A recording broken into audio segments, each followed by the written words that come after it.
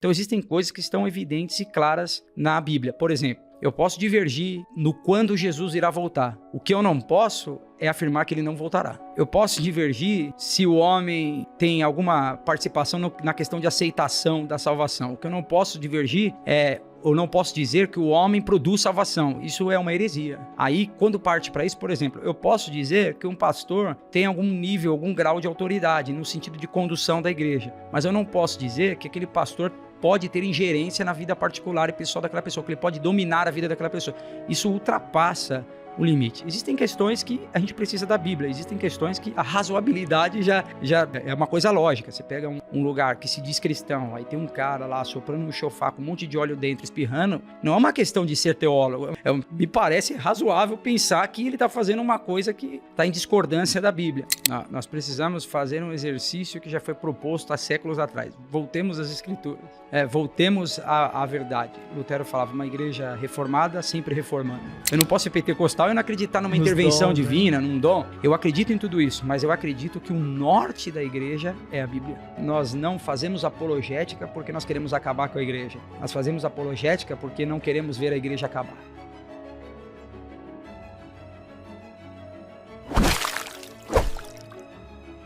E aí, turma? Sejam todos muito bem-vindos a mais um Espiritualmente Podcast em collab com a conferência Saindo da Bolha.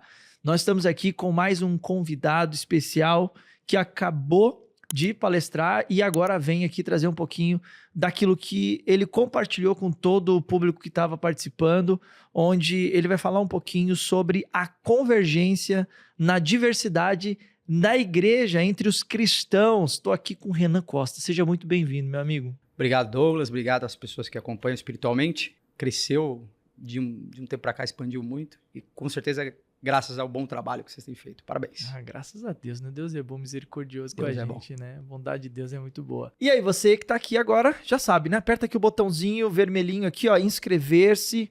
E do ladinho vem o sininho ali, aperta o sininho para você ser notificado para todo novo episódio que for ao ar, tanto do Espiritualmente Podcast, quanto também do Espiritualmente Debates, onde nós trazemos aí assuntos importantes nas discussões eclesiásticas, teológicas, onde a gente vai falando sobre todos os principais temas aí em torno do cristianismo. Então, você que está aqui, compartilha para mais pessoas para que a gente possa alcançar ainda mais pessoas que possam ter acesso a todos os nossos convidados que vão estar aqui no collab com a conferência Saindo da Bolha. Agora, Renan, você falou sobre essa convergência na diversidade.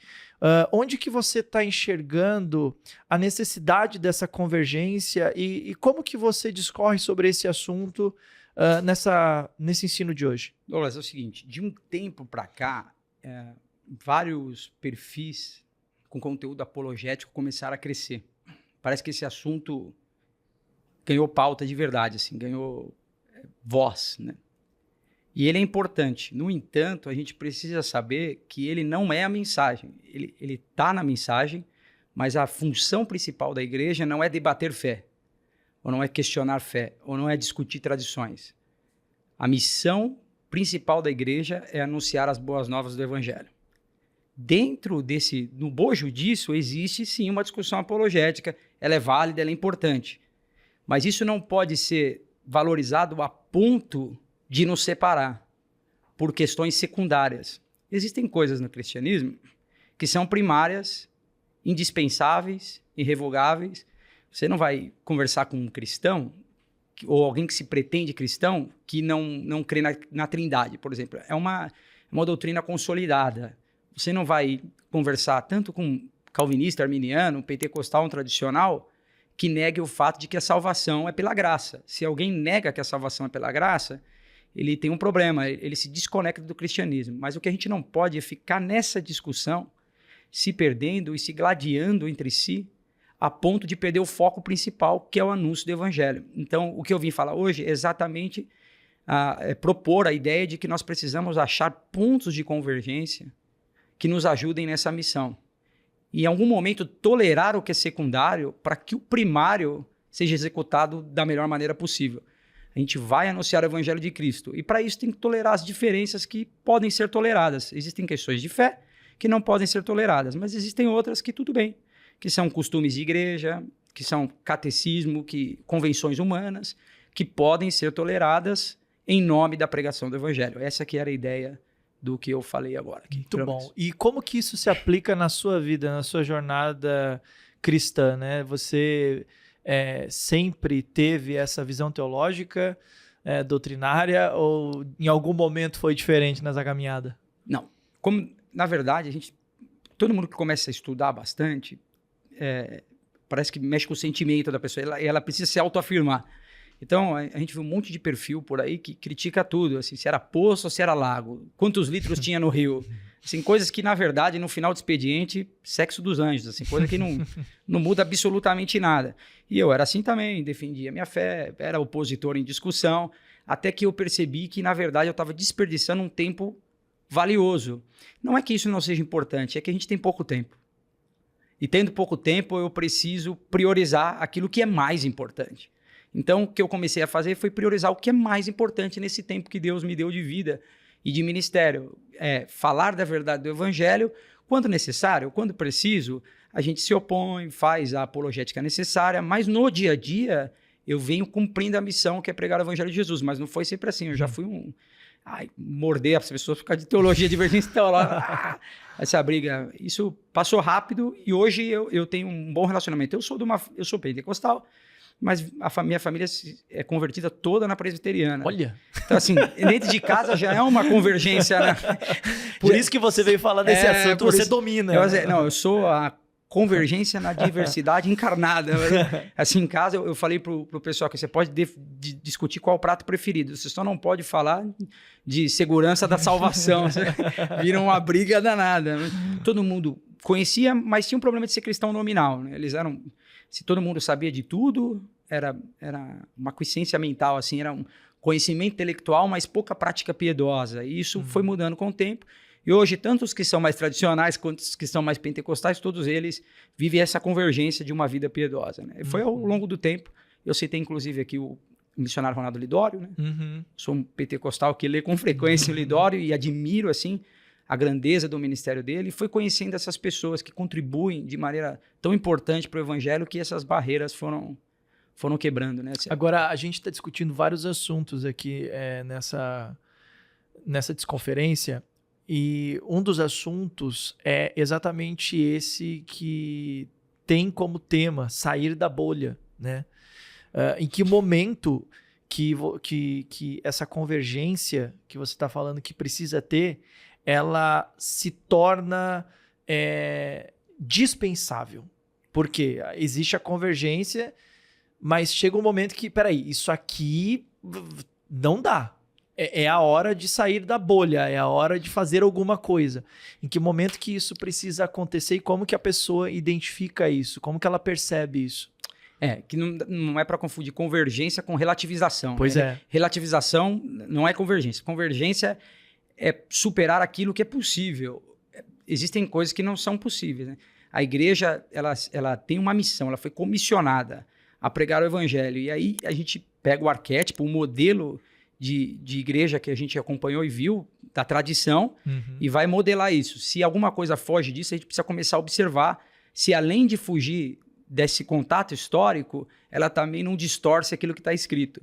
Qualquer coisa que se opõe à verdade bíblica, porque as pessoas dizem o seguinte, né? Vende aquela ideia assim, não, Jesus tem um código na Bíblia para você ser salvo. As coisas primárias da Bíblia, elas estão bem claras, assim, elas não tem código nenhum. Nem faria sentido. Se Jesus quer que as pessoas se salvem, se ele tem uma mensagem, para que codificar isso? É um contrassenso, não faria o menor sentido isso. Então, existem coisas que estão evidentes e claras na Bíblia. Por exemplo, eu posso divergir no quando Jesus irá voltar. O que eu não posso é afirmar que ele não voltará. Eu posso divergir se o homem tem alguma participação na questão de aceitação da salvação. O que eu não posso divergir ou não posso dizer que o homem produz salvação. Isso é uma heresia. Aí, quando parte para isso, por exemplo, eu posso dizer que um pastor tem algum nível, algum grau de autoridade no sentido de condução da igreja. Mas eu não posso dizer que aquele pastor pode ter ingerência na vida particular e pessoal daquela pessoa, que ele pode dominar a vida daquela pessoa.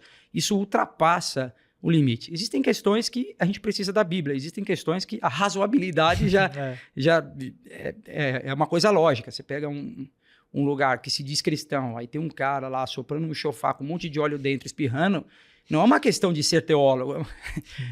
Me parece razoável pensar que ele está fazendo uma coisa que está em discordância da Bíblia. A rememorar festas judaicas, legal, mas implantar aquilo como se cristão fosse, aí é um problema. Então a gente precisa ter esse limite. E para isso a gente precisa investir no conhecimento, emancipar as pessoas para que elas tomem a sua própria decisão.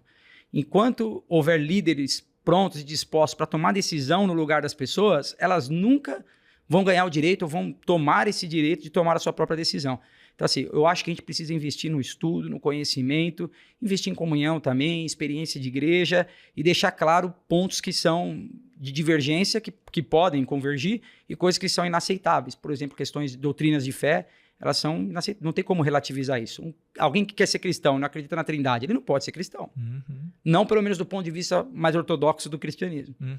Ah, mas tem um cara lá que ele fala que pode, mas aí você não pode pegar a exceção e criar uma regra. Uhum.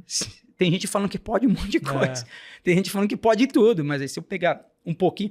Eu sempre digo isso lá na igreja, né? Para as pessoas que estão comigo. Eu digo, a igreja não é um lugar onde cada um faz um pouquinho do que quer. A igreja é um lugar onde todo mundo abre mão de um pouquinho do que gosta para fazer o que Deus quer. Porque se a igreja for um lugar de cada um fazer um pouquinho do que quer, imagina a balbúrdia que vira isso. Uhum. Aí a gente entra num ponto que não dá para conversar, porque senão vira um ambiente amalucado. Mas o que foge disso, questões que são filosóficas ou questões que não envolvem a questão da salvação ou que não envolvem doutrinas de salvação, não vejo problema em convergir, em superar em nome do evangelho, em nome do anúncio do evangelho. Uhum. Hoje você pastoreia uma igreja? Pastorei uma igreja na zona norte de São Paulo. Chama RDA Igreja. É Reino de Amor, né? Mas tá RDA, o arroba é RDA, igreja. Ok. E como que você, como um pastor de uma igreja hoje, enxerga a realidade dessas igrejas hoje, não só dos excessos que a gente tem visto diante de grandes ministérios, mas também da ausência da compreensão do verdadeiro evangelho, né, que tem se perdido diante dessa realidade hoje. Como que você percebe que se pode resgatar isso? O que você acha que pode ser feito? Porque esse é o objetivo aqui, né, da desconferência, né? Mostrar para as pessoas que precisa resgatar, né? Precisa trazer de volta. Nós precisamos fazer um exercício que já foi proposto há séculos atrás. Voltemos às escrituras. Voltemos à verdade. Lutero falava, uma igreja reformada sempre reformando. Ou seja, sempre vai existir um momento nesse ciclo em que a gente vai precisar chamar as pessoas ou alertar para elas a dificuldade ou o problema iminente. Assim, existe uma desgraça se avizinhando. Qual é? A pessoa desconhece a Bíblia e hoje, devido ao tanto de informação que ela tem muita gente falando muita besteira com muita convicção. A pessoa fala com tanta convicção que parece que é verdade, mas a pessoa precisa se esforçar para buscar em fontes originais, verdadeiras, ter um material, e aí não sou saudosista, assim, não precisa ter um material de livro ou de e-book, enfim, mas precisa buscar na tradição da igreja, na história da igreja, porque tradição parece um nome pesado, assim, né?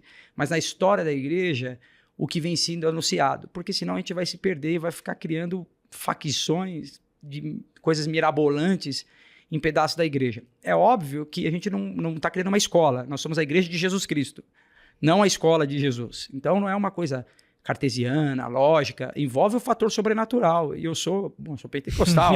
Então, eu não posso ser pentecostal e não acreditar numa intervenção divina, num dom.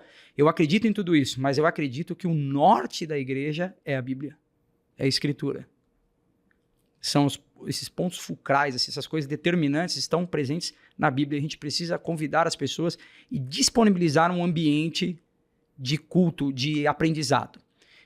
Ao longo do tempo, essa questão de método de crescimento tomaram um espaço de relevância na igreja. E aí eu percebi que as pessoas foram trocando escola bíblica por escola de líderes. E aí, tudo que essa igreja nova pôde fazer é criar líderes que não entendem da Bíblia. E aí a gente pega pessoas que foram discipuladas, ensinadas desde criança, e elas têm um conhecimento quase que natural, assim, uma coisa quase que intuitiva. Elas sabem discernir no ambiente se aquilo é razoável ou não. E esse pessoal que vive dessa experiência de liderança, forma líder, e esse ciclo não para, ele é autofágico, ele vai se alimentando de si mesmo e não para, e nunca tem limite isso. Eu sempre digo o seguinte, se o seu objetivo é ter prazer, prazer nenhum é o suficiente. Se o seu objetivo é ter dinheiro, dinheiro nenhum nunca será o suficiente. Se seu prazer é ter destaque, fama, crescer, ser um grande líder, não tem lugar para você. Você vai crescer, e nada será o suficiente. E vai chegar uma hora que você está relativizando coisas que não devia. Vai chegar uma hora que passar por cima de alguém não é importante, desde que eu esteja dentro desse método que me ensinaram. Então a gente precisa voltar às Escrituras. A Bíblia como centro, como a bússola que nos direciona. Eu acho que esse é o caminho. Você tem recebido muitas pessoas que te procuram na igreja, na internet, pessoas que estão de alguma maneira feridas, pessoas que estão de alguma maneira... a gente tem dados, né, hoje aí que tem aumentado o número de pessoas que se dizem cristãs, evangélicas, mas que não precisam de igreja, que não querem uma igreja, né?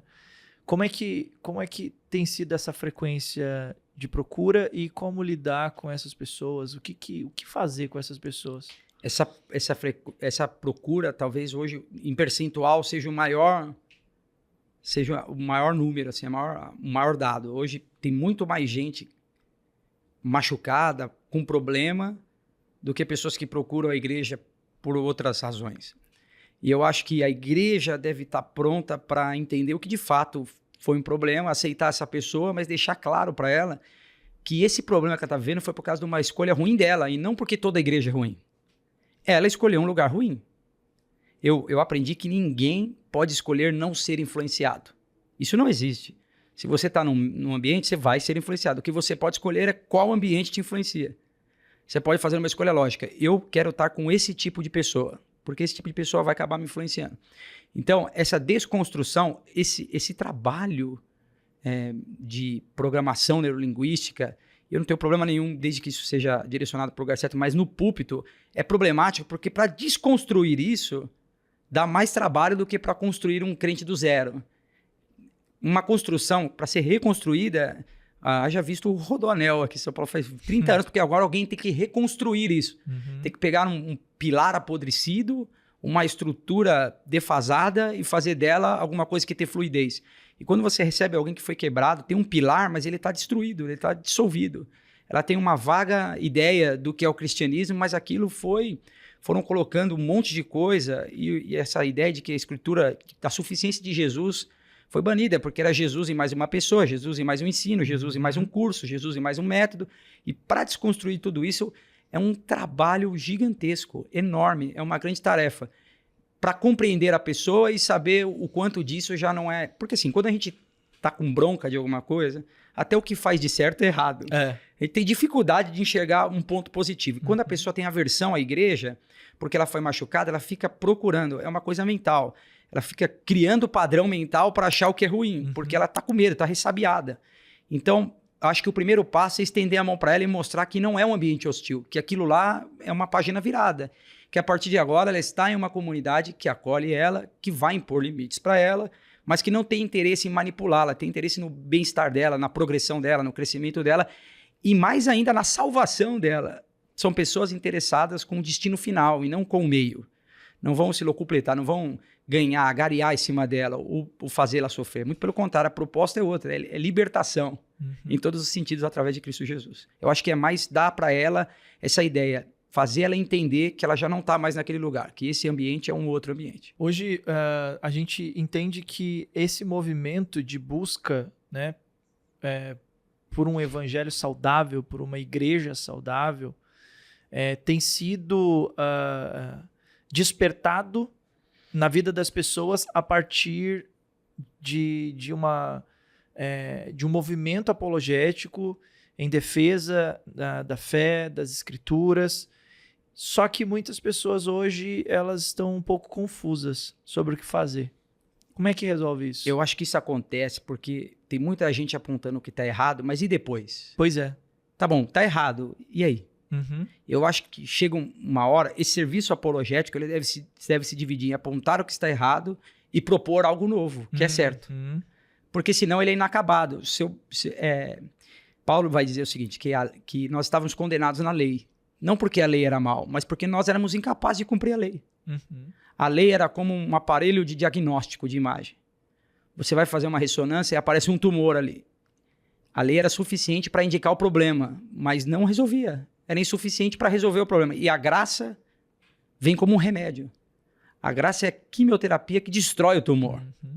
Então, se a gente usa a lei e mostra para aquela pessoa o tamanho do pecado dela, o Keller falava, o evangelho é isso. Nós somos muito mais pecadores do que imaginávamos e Deus é muito mais generoso e perdoador do que nós podíamos considerar. Ou seja, mostrei o que é errado, tá bom, e agora? Agora eu preciso mostrar para ela um ambiente bom. Agora eu preciso oferecer para ela uma alternativa. Senão ela vai viver num ciclo destrutivo de pular do que é errado para o que é pior. Porque ela vê em você um opositor, não alguém pronto para oferecer um caminho. Eu estava falando até com alguns pastores, o pessoal falou, pô, mas você vai lá, a proposta é desmodelar a igreja. Eu falei, eu acho que vocês não ouviram, porque a proposta é exatamente o oposto. O Tiago é pastor de igreja, e eu sou pastor de igreja. Eu não quero acabar com a igreja, muito pelo contrário, eu amo a igreja. Eu amo estar na igreja. E minha igreja, eu amo tanto a minha igreja que esse dia eu cheguei pro meu filho e falei, vamos comigo, eu vou pregar fora. Ele falou, prefiro ficar na nossa igreja. E foi lá para a nossa igreja com a minha esposa. Nós amamos, vivemos. Eu sirvo desde os 22 anos. Com 19 anos eu me converto, vou para o seminário. Aos 22 eu assumo a primeira igreja. Eu tenho 35 anos. Eu estou envolvido com essa causa há muito tempo. Eu nem sei outra vida. Eu nem me lembro de como era a vida. Eu tenho vaga lembrança. A minha vida tem sido servir Jesus. Eu não quero desmantelar a igreja, muito pelo contrário. Eu quero dizer que esse retrato, esse recorte, essa foto não é o filme. Você pode ter vivido uma foto ruim, mas a igreja é um filme muito maior. E existem outros espaços falando do verdadeiro evangelho, proclamando as boas novas, e você pode ser acolhido em um desses ambientes. Basta que você se direcione para lá. E o nosso papel enquanto igreja é deixar isso claro. É deixar disponível, claro, evidente para a pessoa de que agora ela vai ser acolhida num bom ambiente. Não basta apontar o errado, tem que propor algo novo. Se não for propositivo, a pessoa vai só descobrir que tem o tumor. E aí? E espera a morte? Não, nós temos a graça que destrói, que cura esse tumor. Você tem um lugar para ser acolhido e você estava errado, mas a partir de agora a gente vai caminhar certo. Você diria o que para essas pessoas sobre como elas identificar esse lugar para elas? Procure uma igreja que é Jesus e mais nada. Como assim? É Jesus, mas tem esse livrinho aqui que é de não sei quem? Não. É Jesus, mas tem essa regrinha aqui? Não dá. Jesus, mas tem o apóstolo, o pastor, o bispo, o fulano, ele vale tanto quanto... Não vale. Procure um lugar onde as finanças estão descobertas. É diferente assim, você querer... Tem gente que fala, mas o pastor fez uma compra de um saco de papel higiênico e não informou a igreja. Não dá para você informar coisas do dia a dia. Ninguém nem quer ser informado com isso. Você quer que toda hora que a igreja fizer uma compra de itens necessários fique te mandando? Não faz o menor sentido. Mas do modo geral, é importante. Uma igreja que tem um pastor que recebe salário, todo mundo precisa saber qual é o problema. Porque se aquela igreja se recusa a pagar o salário daquele pastor, tem algum problema aí. Ou os irmãos são avarentos, ou aquele pastor não está fazendo o que devia. Enfim, uma igreja precisa ter um pastor, precisa mantê-lo, é o mais saudável. É muito mais fácil nós nos organizarmos enquanto igreja e pagar o salário de um para que ele estude, para que ele se forme, do que cada um sair por si, abandonando o seu trabalho, sua tarefa e se dedicar ao ministério. Aí nós teremos uma legião de desempregados, nós não teremos uma igreja, nós teremos uma associação de gente que está passando fome. Então é mais fácil a gente pegar e investir um. Procure um lugar onde as finanças estão descobertas, onde Cristo é o centro, onde as pessoas, os líderes são acessíveis. Eles não são melhores, nem maiores, nem piores. São pessoas. Gente comum. É óbvio que a igreja vai crescendo, vai chegando 1.000 pessoas. É difícil você ter contato com o pastor, mas você precisa estar perto de alguém que consiga achar alguém que ache o pastor. Você não pode estar a mais de 3 pessoas do pastor. Você precisa Porque existe aquela ideia de que você está pelo menos a 5 pessoas do presidente, você não pode estar a 3 pessoas do pastor. Não é possível que não tenha um líder que converse com o líder que acha o pastor. E o pastor, quando a igreja cresce, ele vai ganhando um status de gestor mais e de pregador domingo. Ele acaba não tendo esse contato, mas ele não pode esquecer que isso é só em razão da estrutura. Ele é o que foi chamado para ser o pastor. E quando ele for acionado como pastor, ele precisa estar lá para servir a igreja. Então, finanças descobertas, Jesus como centro, irmãos acessível e um ambiente de comunhão. Um ambiente onde você pode ser você de verdade. Onde você não precisa ser uma persona. E aí, se você for você de verdade, for ruim, alguém vai te advertir. Com amor. E se não for, você vai ser aceito. E vai ser pedido a você que instrua alguém. O discipulado é algo passivo, no sentido de que quando eu preciso de um líder, eu identifico nele e o busco. Se você fica se intrometendo na vida das pessoas, é fofoca, não é? Se eu quero saber dos teus pecados, chegou ao absurdo assim de sentar, discipulador, o cara fala, conta aí pra mim os pecados da tua semana. Dependendo da semana, vai ser longa essa conversa. Mas não faz o menor sentido. O discipulado é passivo. A pessoa me procura porque ela vê em mim alguém que está de acordo com o evangelho de Jesus ou que está próximo disso. E ela confia em mim para auxiliá-la no seu processo cristão. Discipulado é um cristão ajudando o outro. Então, essa questão da comunhão é essencial. Não vai a um lugar apenas para ser um consumidor de conteúdo. Se você for só um consumidor de conteúdo, você vai achar um melhor que o outro. Tem gente que é boa falando, mas que tem uma vida espiritual quebrada, destruída. Não tem o mínimo de piedade. Quando ele é acionado no particular, ele não tem nada a ver com aquela pessoa. Nós falamos de uma série agora de Atos, transformando o nosso discurso em Atos. E eu falei sobre Atos. Se a nossa ação diverge do nosso discurso, tem algum problema aí. Eu acredito em quem? No que você está fazendo, no que você está falando. Então, se você precisa... Aquele cara, quando desce do púlpito, ele precisa ser o mesmo cara. Você está falando de amor, de simpatia, de empatia, de comunhão. É isso que você precisa ver nele. Empatia, comunhão, colaboração, serviço, generosidade. Enfim, finanças descobertas, centralidade de Cristo, uma igreja com comunhão e uma igreja que valoriza as pessoas independente do seu status. Eu acho que isso são passos, pelo menos, primários, importantes para você estar num ambiente saudável. Olha, então ficam aí as dicas para todos vocês que estão aqui acompanhando essa série aí junto com a Desconferência Saindo da Bolha, para que você consiga perceber e se questionar, olhar, entender. Eu acho que o ponto mais importante disso tudo aqui para nós é a gente se perguntar, é a gente se avaliar, e a gente avaliar o ambiente onde a gente está inserido constantemente, porque afinal de contas a própria Escritura Sagrada nos orienta sobre nós nos examinarmos, né? Então se examine, olhe, perceba, entenda o que é que está acontecendo aí dentro de você. Se você está aqui e é o nosso seguidor, você que está aqui, acompanha, nosso telespectador, saiba que tem jeito.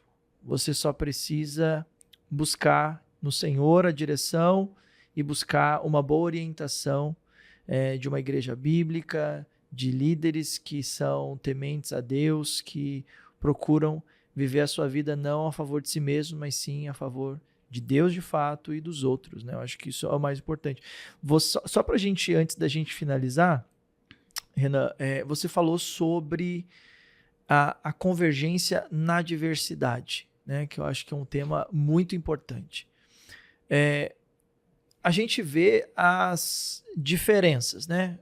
Cada pessoa defendendo ali, etc., seus pontos, suas diferenças teológicas, mas no final das contas, qual o melhor caminho definitivo para resolver esse conflito de todas essas divergências e conseguir de fato, então, essa convergência em toda essa diversidade na nossa vida cristã? Eu acho que as pessoas que têm voz na igreja, elas precisam estar perto do povo.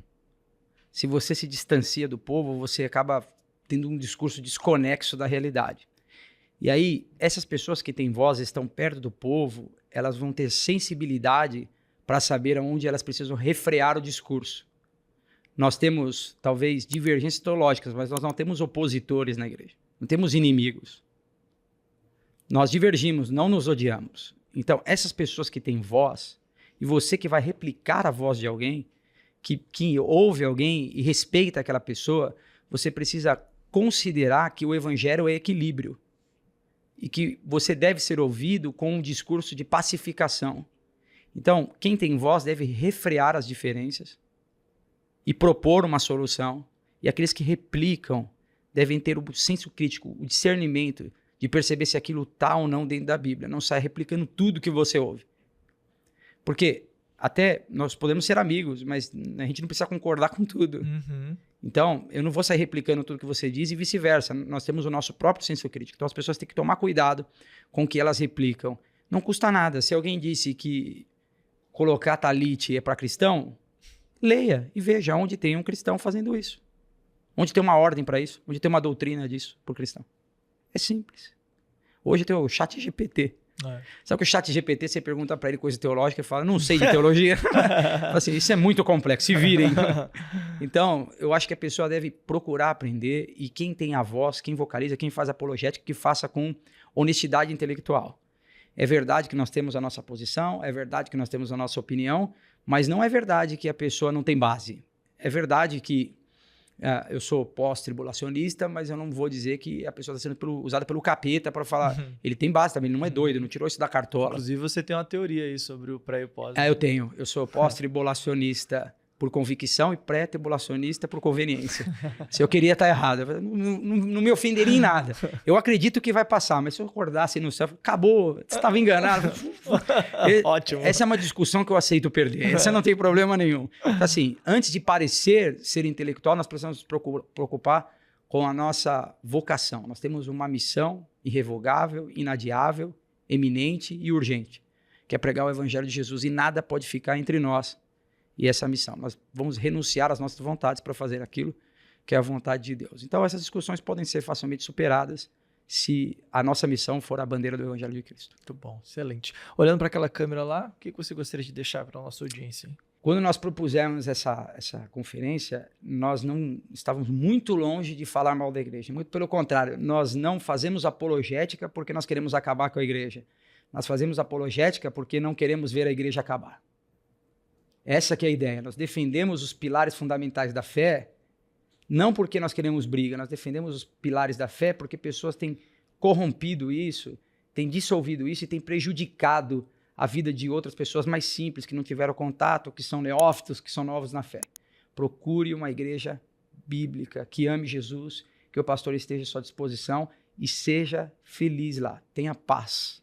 Viva e sirva. A gente tem uma frase lá para todo mundo que serve na igreja que eu acho que é propícia. Honre a Deus e sirva ao próximo. Quem serve sem honrar a Deus ou sem cumprir a vontade de Deus faz só filantropia e isso não tem implicação salvífica nenhuma. Mas também quem honra a Deus e não serve ao próximo provavelmente está fazendo isso como mero proselitismo. Não é verdadeiro. Quem honra a Deus de verdade serve ao próximo. E quem quer servir o próximo precisa fazer isso baseado em princípios que honram a Deus. Muito bem. Nós tivemos aqui, então, nosso querido amigo Renan Costa. Tem mais alguma coisa ou só Costa? Não, só Correia.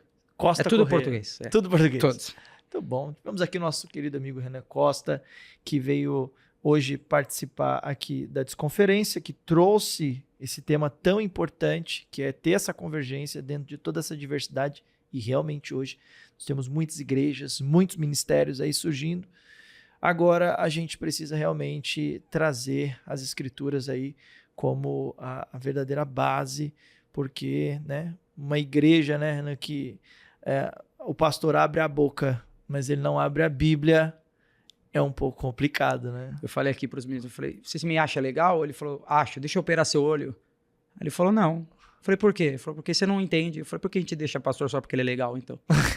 Não deveria. Ele devia entender do que está fazendo. Não é? Precisa abrir a Bíblia. Olha aí, tá vendo só?